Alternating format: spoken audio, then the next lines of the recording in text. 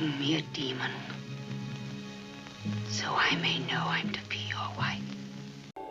I want to help save your soul so you can join me in the glories of hell. No, never. Diamonds, rubies, emeralds, pearls. Each man creates his own heaven, his own hell. Let me see your face. Welcome to the latest episode of the podcast that wouldn't die. I'm your host, Kevin. With me, as always, is Aaron. Happy Halloween season, not spooky season, by the way. Thank you, Sinclair Broadcasting. Spooky season. This week we'll be discussing the horror classic, The Masque of the Red Death, starring Vincent Price. And some other crazy English actors. Wait, there was the dude who was in A Clockwork Orange, but we'll discuss him later. Yeah, it's an all-star cast. It's an all-star cast. Now, Aaron, you insisted that we do the 60s Roger Corman classic. Why? What possessed you? Well, first of all, before we get too deep into this, I would like to revisit our discussion on Depeche Mode, where you've just informed me that Martin Gore is, in fact, not gay. We're talking about this before we started recording. I was on Facebook, don't ask me why, and some friends from high school started posting old Depeche Mode videos. And I'd heard the songs 10 million times, and I'm a huge fan. Right. But I realized, at that time, I wasn't watching a lot of MTV. Mid-'80s, I was 10. Right. You know what I mean? So I kind of missed the video portion of it. Right. And number one, I realized that half the band I had never seen before in my life. Couldn't pick them out of a lineup. I'm like, who's this? Is this a member of the band, or is this just an extra that they paid? I have no idea. We recognize, obviously, the lead singer with Dave Gahan. Gahan and Martin Gore. And Martin Gore, the blonde dude with the crazy poof hair. And who clearly shops only at, what's that store? Not Spencer's, but Hot Topic. Leather R Us. Hot Topic with weird snaps and bindings across the leggings. So yes, and now you're blowing my mind. I assumed this was just some gay bondage leather thing, but just a fashion choice. You're telling me this is the hardcore reality. We're judging the fashion of kind of British synth bands, by modern sensibilities. Okay. This is the issue. No. Okay, now I did come to Depeche Mode late in the game. I didn't really start getting into Depeche Mode till the 90s. I'm always a decade behind. Right. But even in the 90s, I just assumed. Not gay. None of them. Not even Martin Gore, who wore nothing but leather corsets the entire time. Oh my God, now I'm having visions. Do you think that's where they got the idea from some of the Hellraiser characters? Yes. From Martin Gore? from his closet. Exactly. Oh, it's all coming together. But see, what really throws you off is their connection with Erasure. Which is super gay. Well, again, the lead singer is gay. The lead singer of Erasure is gay. Vince Clarke, one of the founding members. I did a whole thing on this. Vince Clarke was one of the founding members. You did a whole thing on this on what? On Facebook or Twitter. You have another podcast where you just announce which British synth pop singers are gay and who is not? We discuss it in length. Okay, I did a dissertation. Are you doing freelance for The Advocate or something? What's happening? I help out when I can. Okay. Vince Clarke, one of the founding members of Depeche Mode, he left after the first album, went and formed Yaz, or Yazoo, with Alison Moyet, and they had one album and a bunch of hits. Then he left that group and formed Erasure. Vince Clarke. Yeah. He is basically... He's a busy bee. He's Forrest Gump of British synth music. All he just moves from group to group. The lead singer of Erasure is gay. Okay. But as far as no one else in the mode is gay. So there you go. Fascinating. Mark it down. Fascinating. Married, divorced, with children, the whole deal. What? So there you have it. Yeah. Blown. Mind blown. Shocking. And speaking of Depeche Mode, I am on a couple of Depeche Mode groups on the Facebook. Talk to them. Me and the other 50-year-olds. And but then I saw there was a funny one. I have to send it to you. We're discussing Facebook memes now. It was like a picture of like 4 dudes. It was like the guy from Flock of Seagulls. One dude, did you see that one from Duran? They're like, name one Depeche Mode song other than Hungry Like the Wolf or something like that. And it was clearly not a picture of anyone from Depeche Mode. It was very amusing. Hungry Like the Wolf, that old Depeche Mode classic. Yeah, someone posted, too shy. Now we're deep diving 80s. Oh, I will tell you. Kajagoogoo. But I will tell you, best concert ever went to, Depeche Mode. I believe it. They put on a good show. They do put on a good show. I would break quarantine if they said, Aaron, come on. I'll wear my mask. I'll wear my mask. I'll put on a hazmat suit, but I would be there. The world would be a better place if we all listened to Martin Gore singing "People Are People." Hey, that's what I put it on my bit emoji for my classroom. There's a Depeche Mode poster, and if you click on it, it plays "People Are People." Gandhi couldn't have said it better. There you go. I think is the moral of the story. Okay, I know you didn't all tune in to hear the in-depth Depeche Mode thesis here, so let's shift back into the less entertaining Masque of the Red Death. Now, what possessed you, for God's sake? You say less entertaining, and I would have to say, I had a half a bottle of wine when I watched this, and I was like, thank God these movies from the 60s are only 90 minutes. But my friend Linda was watching it because I was watching it because it seems appropriate for the time. And she found it delightfully campy. I did not. I think it could be a fantastic drag musical. But unfortunately was not. And nor does it bear any resemblance to the book beyond the colored rooms and death. Well, they said, and we'll talk about this behind the scenes, there isn't enough in the original Edgar Allan Poe to basically populate an entire movie. So they actually stole from other works and kind of swirled it all together there as well. Exactly, yeah. Basically, I nominated this because this is the theme for my book club this year. That's what I thought. This and Peter Straub's The Ghost Story, which I read in high school and hated, and now I'm listening to it because I'm a big cheater. So I did everybody from book club, well, you got to read Masque the Red Death. It's really short. So I downloaded it, and then I said, screw it. I have like 3 credits on Audible, and so I downloaded it. It cost me a whole credit. You know how long it is read out loud? How long? 15 minutes. Oh, for real? That's how long Masque of the Red Death is dramatically read. That's the way it should be, frankly. Sweet Lord. So beyond the Red Death, a dude named Prospero and everyone's ultimate demise, those are the only similarities. Well, why don't we jump right in? Why don't we jump right in? I'll give you my 2-second take on the Vincent Price, Roger Corman Masque, Masque, of the Red Death. All right. So you have Prospero, who in this story is some kind of Italian prince, royalty, something. He drives his chariot through Slop Town with all the plebes and the peasants and goes around, covered in filth because they're like just dirty savages. Right. And they realize he's gonna kill people because they were sassy. You think the townsfolk would understand who Prospero was, and maybe they were barking up the wrong tree there. But anyway, the Red Death has arrived, which I believe is scarlet fever. They've got scarlet fever. Oh, that's what I'll name my Scarlet mannequin. I've been calling her Scarlet or Scarletta, but now I'm going to call her Scarlet Fever for the... Oh, wait. Pause? Yes?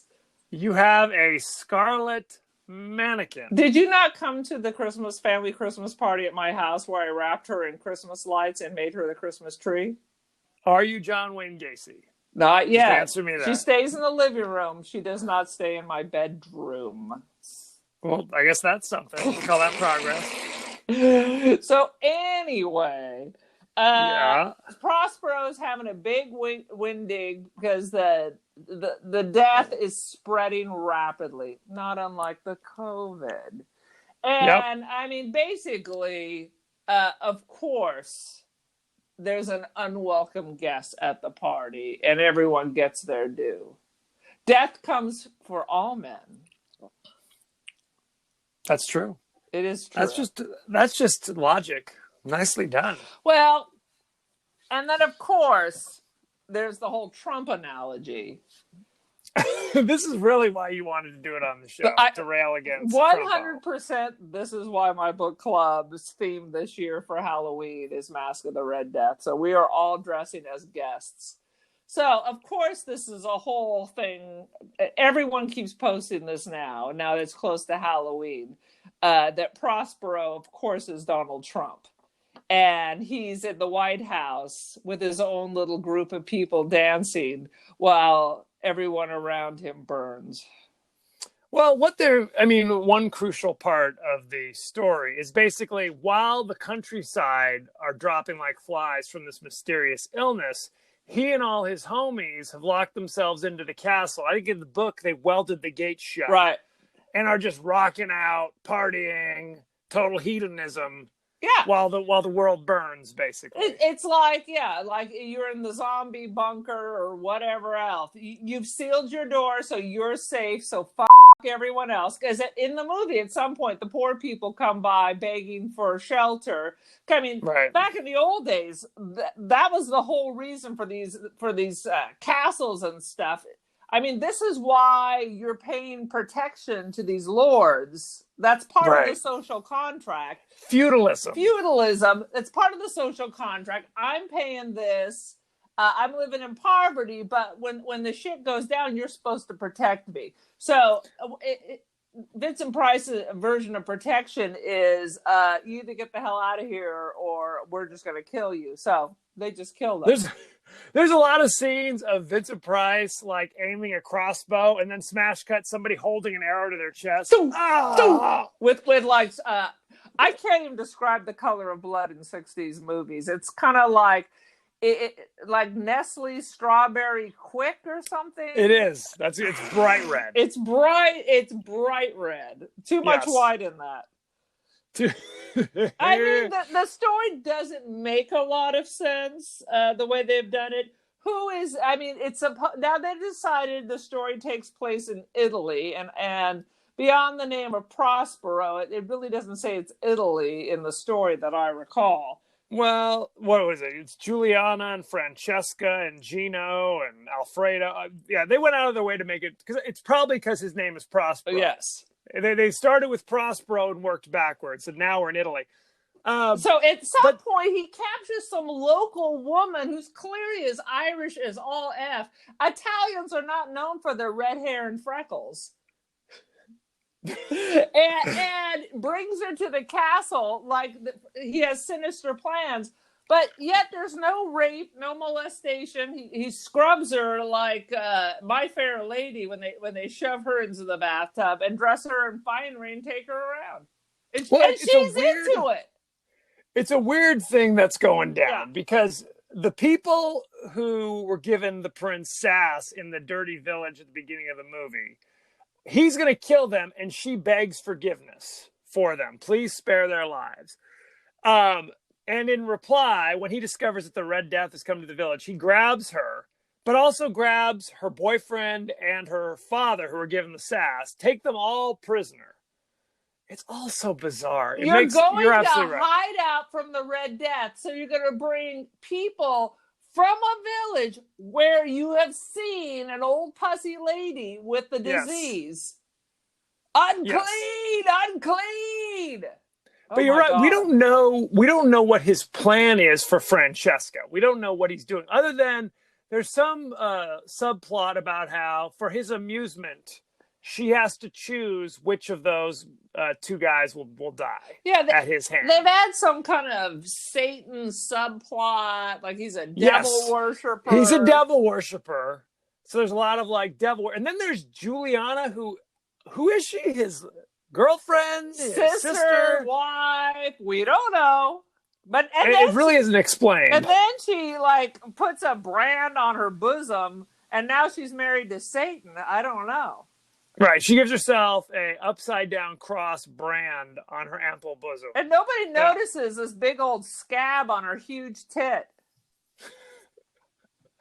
Oh, sweet Jesus. So it's hard to go ahead and hit your highlights, because there weren't many highlights for me, I'll be honest. Oh my God. How about that the entire thing seems to be costume from a high school wardrobe department. Yes.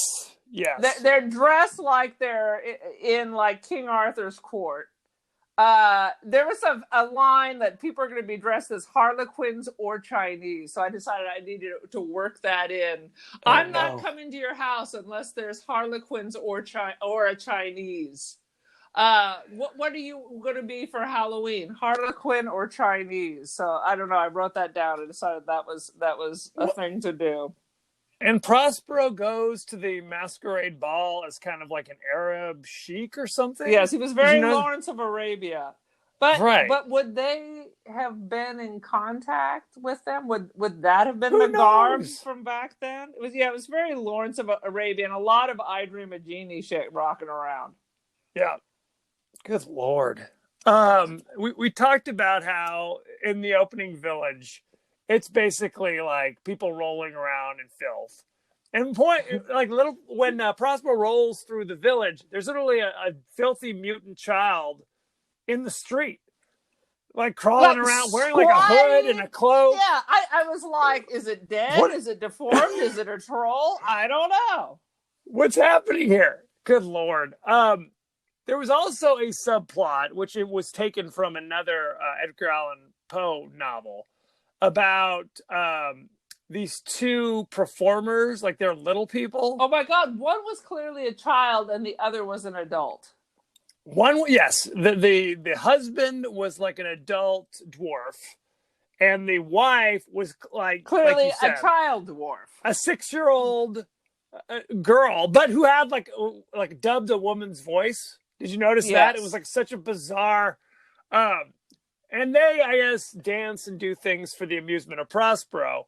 But earlier in the movie, Alfredo, kind of the weird henchman of Prospero, smacks the little girl because she kicks over his wine that he put on the floor. Yes.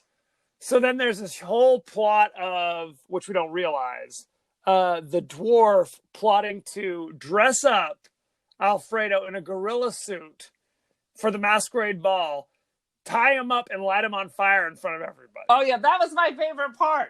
Because that was your favorite part. Good Lord. Because the gorilla, he looked like Chaka from Land of the Lost. It was absolutely Chaka. Hari! It was Chaka. Hari! Poor Chaka. Poor Chaka got burned alive. Yeah, that was fantastic. Yeah. And Prospero's, very amusing. Couldn't give a F. No one cares. Nobody cares. No one cares. I would think I would at least complain of the smell. You'd think? Sweet Lord. Well, and that's kind of the thing. It is so decadent that no one cares about anything. Like, there's a long, drawn-out scene where Vincent Price goes from person to person, is like, "Oh, Scarletti, you're kind of like a donkey. Why don't you get down on all fours and be a donkey? Be a worm." And I swear to God, it was 20 minutes of him going around and then watch people laugh as they kind of roll on the ground. Or it's just like, what is happening? I was what is trying going to on? figure out, is it like all of a sudden you're in the court of like Caligula and you got to act like you're into it? Or is it just like a collective madness? I cannot. Are they eating like that moldy bread that caused all the people in Salem to accuse each other of witchcraft? Moldy bread would clear up their infections, is my understanding. Not another syphili. It could be. Any other highlights you want to talk about? I'm bone dry. Stuff. Take the lead. Go for it. All right. There was one part where they're having this crazy sword fight, but it's such slow motion.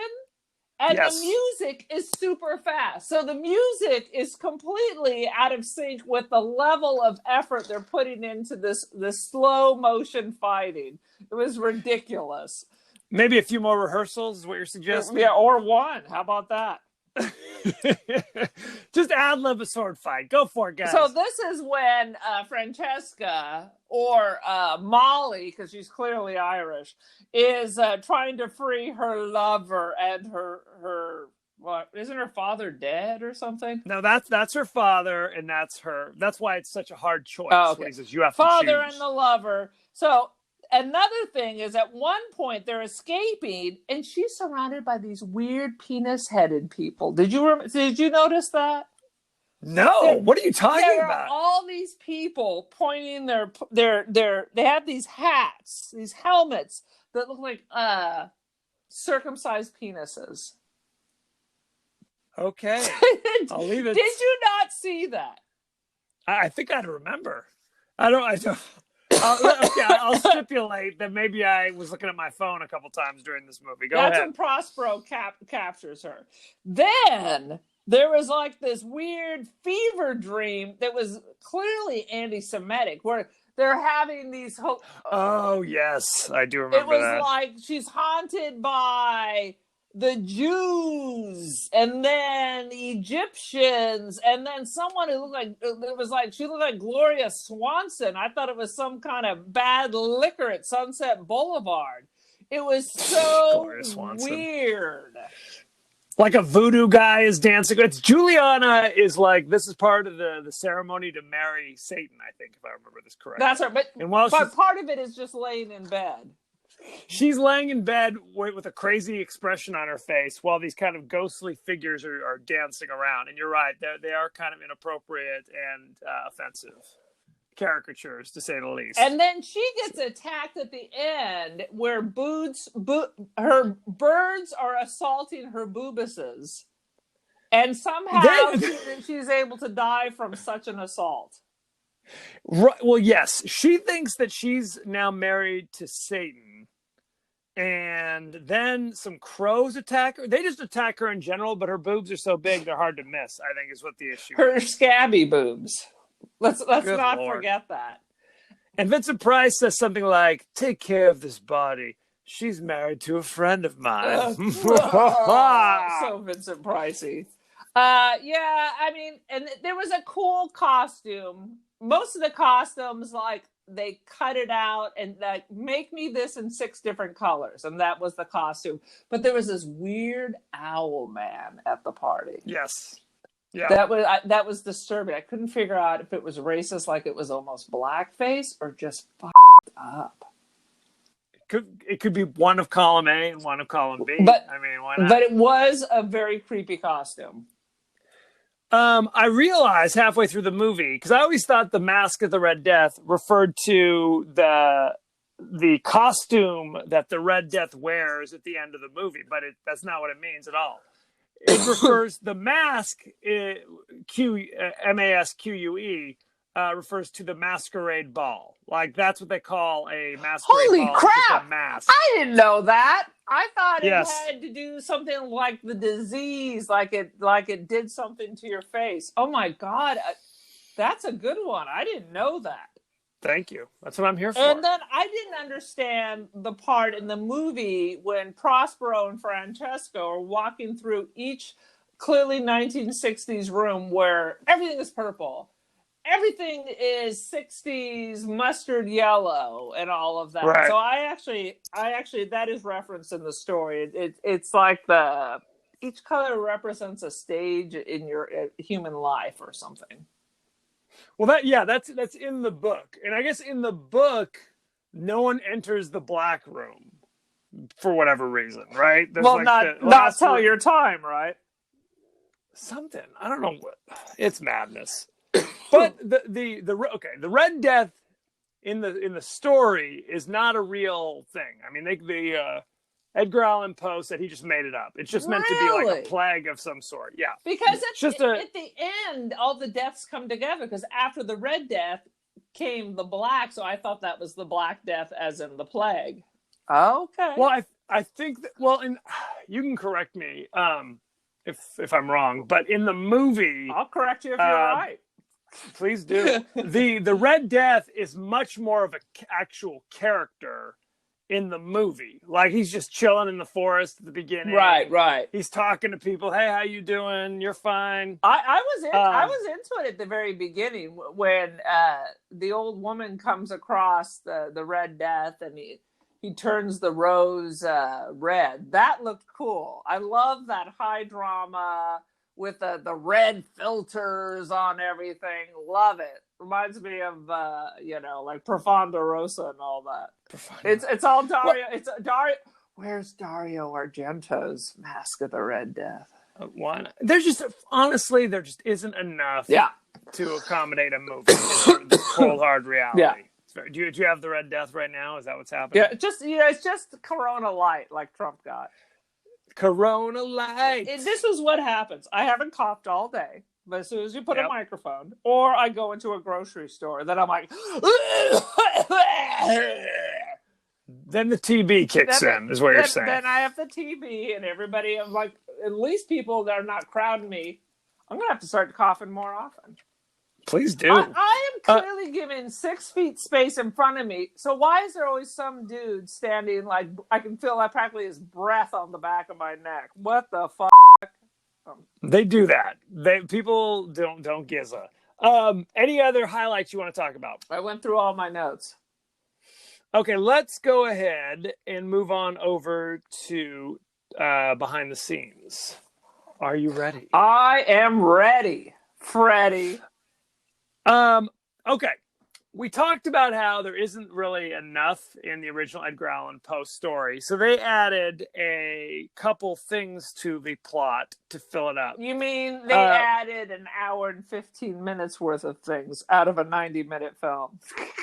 Yes, that is correct. One of the things we said was another Edgar Allan Poe story called Hop Toad. Oh, unfamiliar with Hop Toad. Or Sorry, Hop Frog. I'm messing it up. Hop Frog, which is that story about a dwarf who angrily murders the people who made fun of him, basically. And that's what that whole subplot is. Well, it's kind of hard to be the court fool if you're highly sensitive, I'm guessing. And it is inspired by an actual incident in 1393 where French King Charles VI and 5 of his lords dressed and chained themselves as wild men in a masquerade, and their costumes caught fire from a stray spark, and 4 of the lords died. But were they set in fire by the fool? The little dwarf helped out, evidently. I don't know. Wait, is it true or you don't know?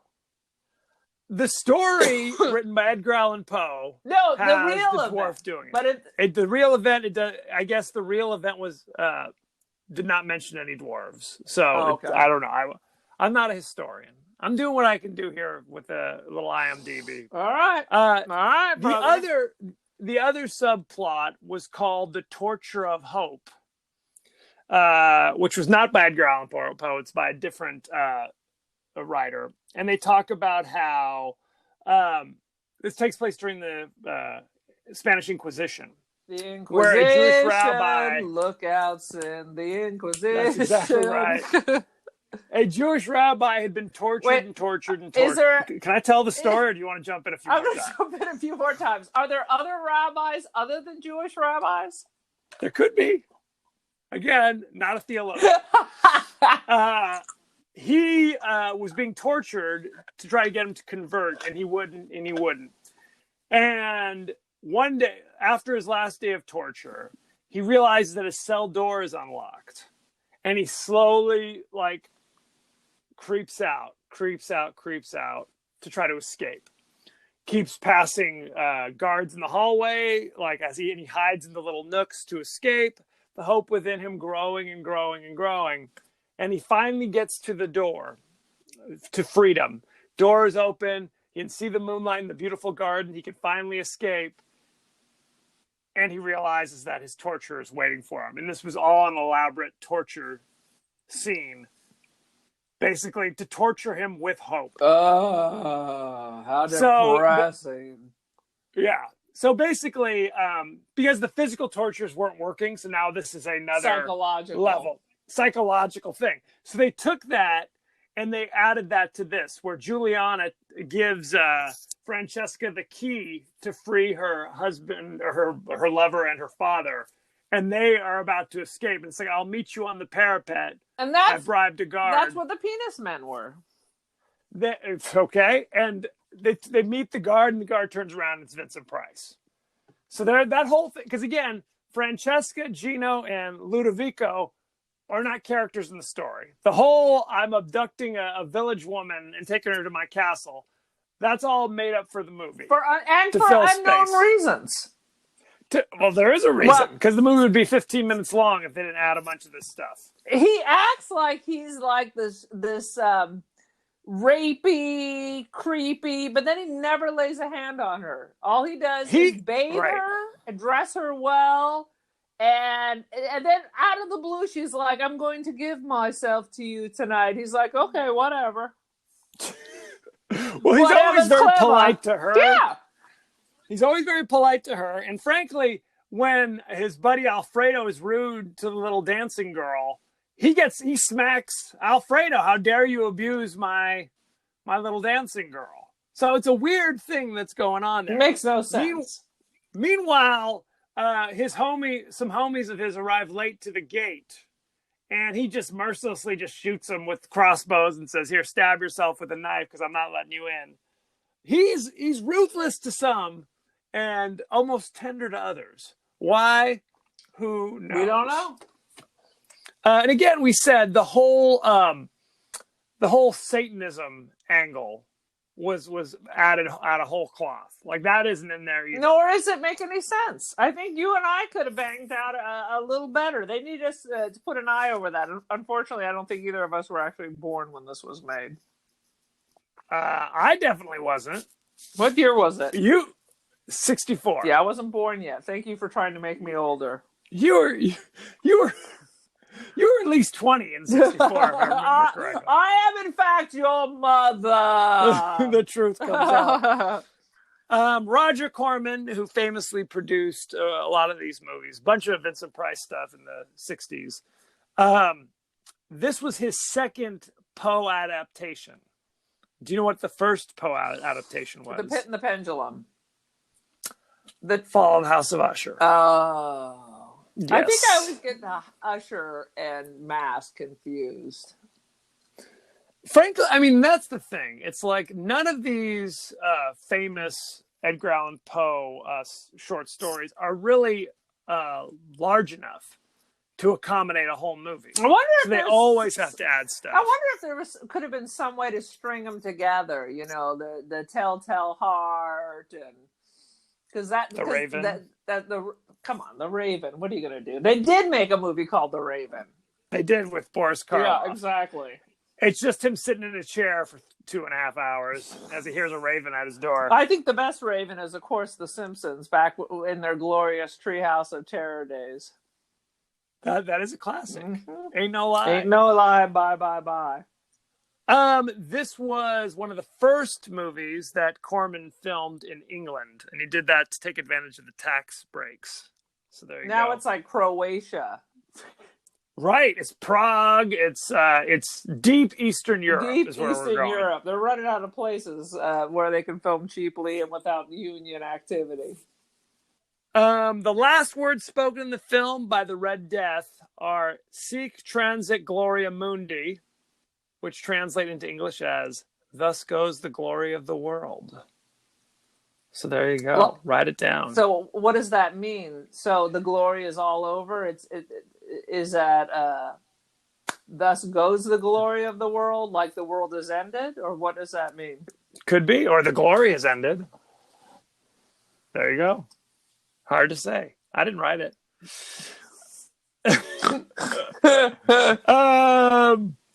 This is one of 3 movies that Corman announced were his favorites of all the movies that he had done. Masque of Death, obviously. He also enjoyed the 1962 movie The Intruder. Ooh. And a B-Movie Club classic, X, The Man with the X-Ray Eyes, with Ray Milland. If thine eye offends thee, cut it out, brother.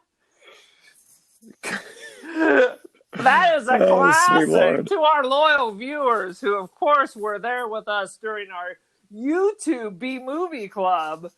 It's a classic, friend. Pluck it out. Pluck it out. Roger Corman did not enjoy filming in England due to disruptions caused by tea time.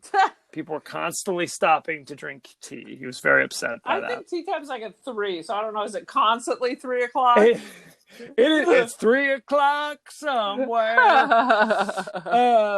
Jane Asher, who played Francesca, asked Roger Corman if she could bring a musician friend with her to set one day. And Roger Corman was like, wait. sure, whatever. Was it Paul McCartney? It was Paul McCartney. That's okay. So here's the story, though. You know, I don't. She dumped him because he cheated on her, and so he wrote that song about her. Francesca. I want to say, was it Yesterday? Yesterday. I can't remember. He wrote a song. Oh my God! Keep talking. I'm looking it up. No, look it up. Now it's all coming clear to me. Okay, keep talking. I'm going to look it up. I think that's about it. Well, you're gonna have to stretch it because I'm googling. So Prospero is constantly talking about no one's allowed to wear red. Oh no, to the masquerade we can work ball. it out. It came to we can work it out. We can work it out, and they could not because she's. Life is very short. That's why he and his wife were never apart. Because he was just a philanderer. Because they make it like we don't need to be apart, but with these people, they can't trust themselves. It's like Mike Pence. Yeah, Mike Pence. It's basically that's that same story. He was like a young Paul McCartney back in the day. I don't even know what I was going to say. Oh, they were not supposed to wear red to the masquerade ball because of the Red Death. But if you watch, half the people have some red somewhere on their costumes. It's madness. Sweet Lord. Should we talk about the cast? Yes. Okay. Prince Prospero, we said, is a classic Vincent Price. Looking at IMDb, his famous movies, his top 4 movies. Oh, good Lord. This is an eclectic collection here. Laura from 1944. The 10 Commandments, he played Baca. The Abominable Dr. Phibes, of course. Yes. That's a classic. We might have to do that at some point. And the 1986 Disney classic, The Great Mouse Detective. Those are the top 4, according to IMDb. What is that? That's madness. All right. This way lies madness. Hazel Court played Juliana. I recognized her immediately because she was in the Peter Cushing, Christopher Lee classic, The Horror of Dracula from 1959. She played Peter Cushing's love interest. So there you go. Write it down. Jane Asher, I think she's still acting today. She played Francesca. She's at Death of a Funeral in 2007. No. Who is this? She's doing some British. Jane Asher, who played Francesca. All right, so I got all the Jane Asher shit. She and Paul McCartney dated for 5 years. They were engaged to be married. He wrote these songs about her. And I love her. You won't see me. I'm looking through you. We can work it out. Here, there, and everywhere. They broke up because she walked in on him in bed with someone else. That's a bad move. And just shut it down. She was just like, boom. And you gotta handle your biz. F off. She drew a line in the sand. Yep.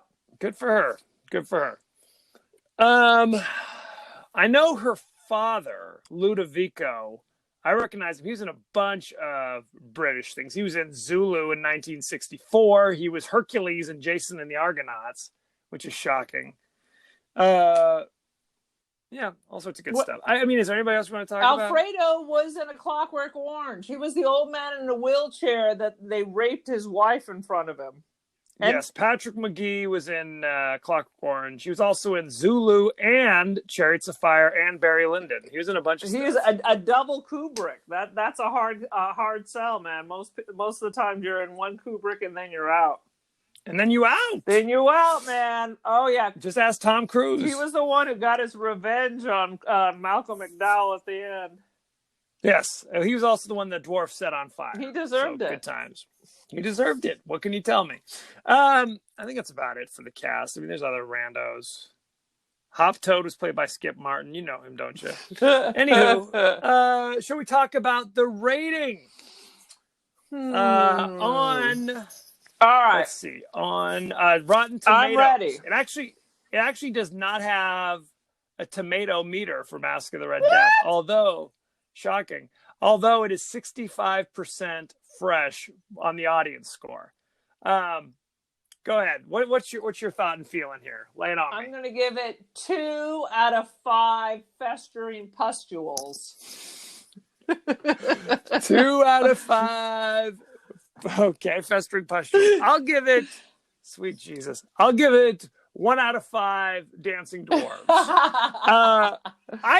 Frankly, I didn't find it that funny. I didn't find it funny enough to goof on, really, even. I found it just kind of boring. There were long, drawn-out kind of 60s sequences. Yeah. Like it's laughing or something. I was going to say, like, laughing. Like, they were like, oh, we're so cutting edge. Laughing without the laugh is basically what it is. It was just so bizarre. It was no Dr. Phibes, that's for sure.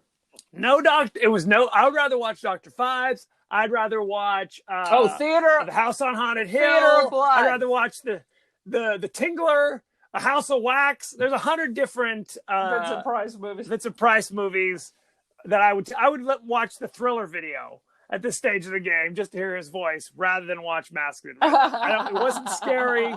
It was more boring than anything else. True. So that's my thought and feeling. Very sad. Any last thoughts on Masque of the Red Death other than don't see it? You can put hard pass. There's plenty of other fantastic Vincent Price movies that you can see. If you like campy, Theater of Blood. Now, would you recommend the short story? Recommend the short story. There you go. Take 15 minutes, read the short story, not an hour and a half of the movie. Yeah. Very sad. Pass. So there you have it. Thank you for joining us. Go to our page on Facebook at The Podcast That Wouldn't Die. Go to our page on Twitter at TPodcast, TWDie. Email us at thepodcastthatwouldn'tdie@gmail. We are on Spotify, Apple Podcasts, Google Podcasts, etc., etc. Make sure you like, share, rate, do all that good stuff. Spread the word, if you will. Aaron, you were on social media. What's the word, bird? The Cult of Aaron, baby cakes, on the Twitski and on the Insta. So talk to her about her cultish ways. Good times had. Join the cult. Join it up. So thank you very much and be well. Wear a mask. I was at Target yesterday and people wear their mask and they make a point of taking it off when they're still 10 feet from being outside. Don't be a dick. Yeah. Don't do it.